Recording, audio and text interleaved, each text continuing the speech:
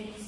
அப்போ இங்க உங்களுக்கு முக்கியமா நாங்க வந்ததுக்கு ரீசன் என்ன அப்படின்னா in order to inculcate design thinking in school level. But நாங்க at our institution we are doing something under our curriculum itself. But இந்த இடத்துல என்னன்னா we want something to do with respect to that of your school students, kids க்கு பண்ணணும். So that is why I am over here for maintaining or making you all to inculcate design thinking in your own curriculum. So design thinking தான் ரொம்ப பெரிய விஷயம் இல்லை. இது நம்ம several sessions-ஆ பார்த்துட்டு இருக்கோம். இதில் முக்கியமாக உங்களுக்கு தெரியுது என்னன்னா the solution which has to be given for human centric approach, under human centric approach. அப்போ நீங்கள் முக்கியமாக இங்கே பண்ண போகிறது என்னது, நான் வந்து ஒரு பிரச்சனையை பார்க்குறேன் அப்படின்னா அதுக்கு ஒரு அவுட் ஆஃப் பாக்ஸாக நான் திங்க் பண்ணணும். அதில் என்னென்ன ஸ்டேஜ் இருக்குது அப்படிங்கிறத நம்ம பார்த்துருக்கோம். as I have said, empathy, define, ideate, prototype, testing. இப்போ எம்பத்தி பொறுத்த வரைக்கும் எல்லாருக்கும் ஒரு விதத்தில் ஒவ்வொரு விதத்தில் பிரச்சனை இருக்கும். அந்த பிரச்சனையை நான் தெரிஞ்சுக்கிட்டு அந்த பிரச்சனையை நான் நோட் பண்ணணும். இது நம்ம என்ன பார்த்தோம், எம்பத்தைஸில் பண்ணணும். So where I have to empathize wherever a problem is. Everyone will have something as a problem. It depends upon everyone's perspective. இப்போ ஒவ்வொருத்தருக்கு முன்னாடி வேற வேற விதமான பிரச்சனைகள் இருக்கும். அந்த பிரச்சனைக்கு நான் ஒரு சொல்யூஷன் கொடுக்கணும். அந்த பிரச்சனை இருக்கக்கூடாது அப்படின்னா நான் அந்த பிரச்சனையை வெளியே இருந்து பார்க்கணும். உள்ளே இருந்து நான் பார்த்தேன்னா எனக்கு தெரியாது, அது எனக்கே வந்து ஒரு ஸ்ட்ரெஸ்டாக இருக்கும். இப்போ நான் வெளியே இருந்து பார்த்தேன்னா அந்த பிரச்சனையை சார்ட் அவுட் பண்ண என்னால் முடியும். அதுதான் இங்கே முக்கியமாக. அப்போ நம்மளோட மெயின் இது என்ன அப்படின்னா இந்த ஸ்டெப்ஸ் எல்லாம் பண்ணி நான் பையனை வந்து அவுட் ஆஃப் பாக்ஸ் திங்கிங் கொண்டு வரணும். இப்போ ஒரு சின்ன எக்ஸாம்பிள், ஒரு ஸ்டேபிளர் இருக்குது. ஸ்டேபிளர் எதுக்காக, ஸ்டேபிள் பண்ணுறதுக்காக. எனக்கு ஸ்டேபிள் பண்ண முடியல, அந்த ஸ்டேபிள் பண்ணுறதுக்கு பதிலாக நான் வந்து பஞ்ச் பண்ண போகிறேன். பஞ்ச் பண்ணுறேன் அப்படின்னா இன்னொரு இன்ஸ்ட்ருமெண்ட்டை தேடுறேன். அப்போ இங்கே நம்ம என்ன பண்ணலாம், நான் வேற வேற இது தேடுறதுக்கு பதிலாக எல்லாத்தையும் ஒன்றா கம்பைன் பண்ணி ஒரு இன்ஸ்ட்ருமெண்ட்டாக பண்ண முடியும். அப்போ இது ஒரு சொல்யூஷன். அப்போ இது எனக்கு என்னது, நான் ஒரு பொருள் வாங்குறதுக்கு 100 ரூபா செலவு பண்ணேன்னா எனக்கு 2 பொருள் வாங்க 200 ரூபா. அதே ஒரு பொருளை நான் 150 ரூபாய்க்கு கொடுத்தேன்னா எல்லாரும் வாங்கிடுவாங்க. அப்போ நான் ஒரு சொல்யூஷனாகவும் கொடுத்துட்டேன், நான் ஒரு ரிசர்ச்சராகவும் ஆயிட்டேன், எனக்கு ஒரு பிரச்சனைக்கு சொல்யூஷன் கொடுக்க முடியும். அவுட் ஆஃப் பாக்ஸ் திங்கிங் பண்ண முடியும். இதுதான் மெயின். ஒரு சின்ன சின்ன விஷயங்கள் நம்ம பண்ணுற எல்லா தடையுமே நமக்கு ஒரு விஷயங்கள் தேவை. அந்த விஷயத்தை வச்சு உங்களுக்கு எல்லாத்துக்கும் சொல்யூஷன் கொடுக்கலாம். அதுக்காக தான் உங்களுக்கு இன்னைக்கு ஒரு டாபிக் ஐடென்டிஃபை பண்ணுங்க, ஒரு ப்ராப்ளம் ஸ்டேட்மெண்ட் கொடுத்து அந்த ப்ராப்ளம் ஸ்டேட்மெண்ட்டுக்கு சார்ட் ஒர்க் பண்ணுங்க அப்படின்னு சொன்னோம். ஸோ இப்போ நம்ம பண்ண வேண்டியது என்னன்னா இந்த 5 பார்ட்டை வச்சு குரூப்பாக மாறிக்கிட்டீங்க பண்ணி அது ஒரு சார்ட் ஒர்க் கொடுங்கன்னு சொல்லியிருக்கோம். ஐ request everyone to come and present your self. First come first serve. யார் முதல் டீமாக வாலண்டியர் பண்ணுறீங்களோ முன்னாடி வரலாம்.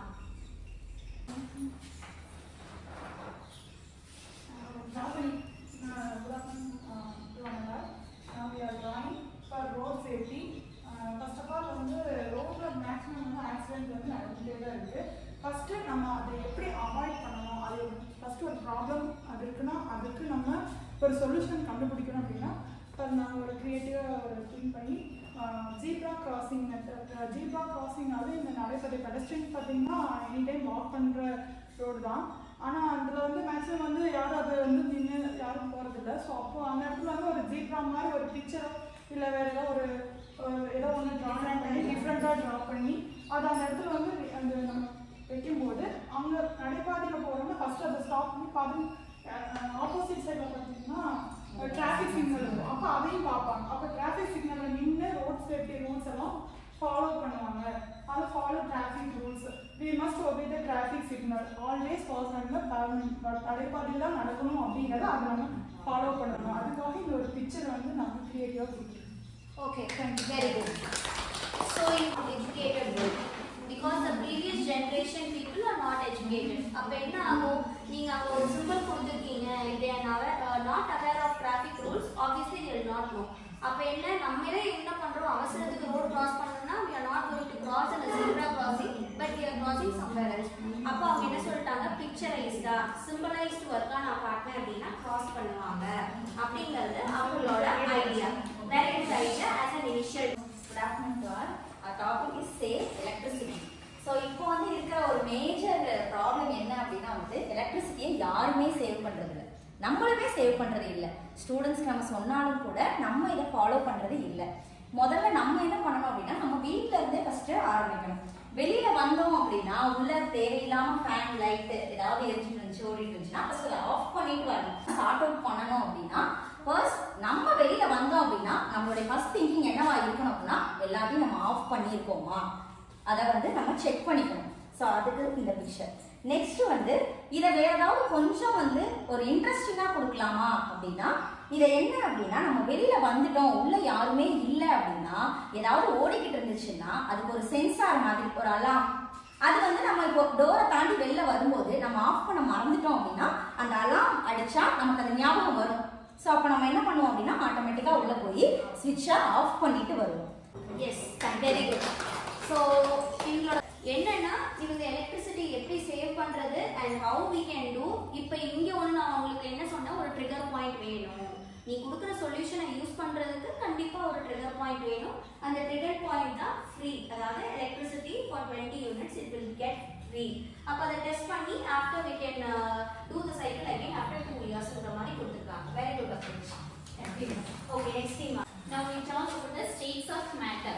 ஒரு பொருளை எடுத்துட்டோம் அப்படின்னா அந்த பொருள் நம்மளுக்கு என்னன்னு நம்ம ஃபர்ஸ்ட் ஐடென்டிஃபை பண்ணணும். தட் இஸ் த கெட்டியா இருக்குதா, லிக்விடா இருக்கா, இல்லை அதுல இருந்து கேஸ் வருமா அப்படின்னு நம்ம ஃபர்ஸ்ட் நம்மளோட ஒரு பிக்சர் பார்த்தா தான் நம்மளால வந்து அதை ஐடென்டிஃபை பண்ண முடியும். அந்த டாபிக்ல தான் நான் இது எடுத்துருக்கேன்.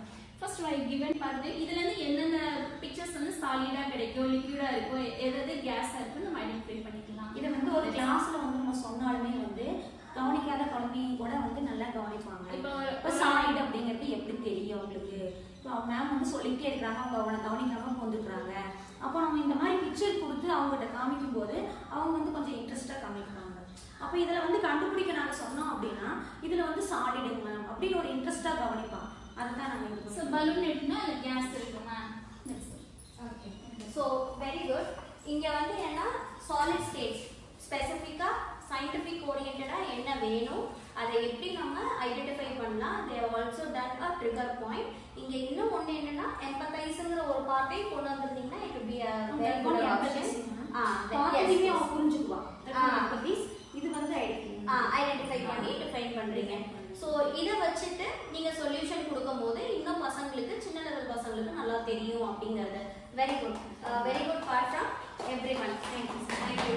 So, இதுல முக்கியமா எனக்கு as a concluding part, what I have to say in the sense, everyone has involved very nicely and cooperated with us. And I'm just requesting you all to utilize this concept in your regular class. At least spend 1 hour for this for a month. So, எவ்வளோ progress இருக்கு உங்களுக்கே கண்டிப்பா வந்து பசங்க கிட்ட ஒரு change தெரியும்.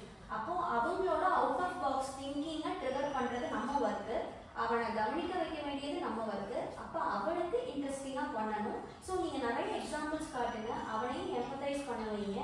அவனோட ஷூஸ்ல இருந்து யோசிக்க வச்சீங்கன்னா obviously we can get some results. Okay, thank you.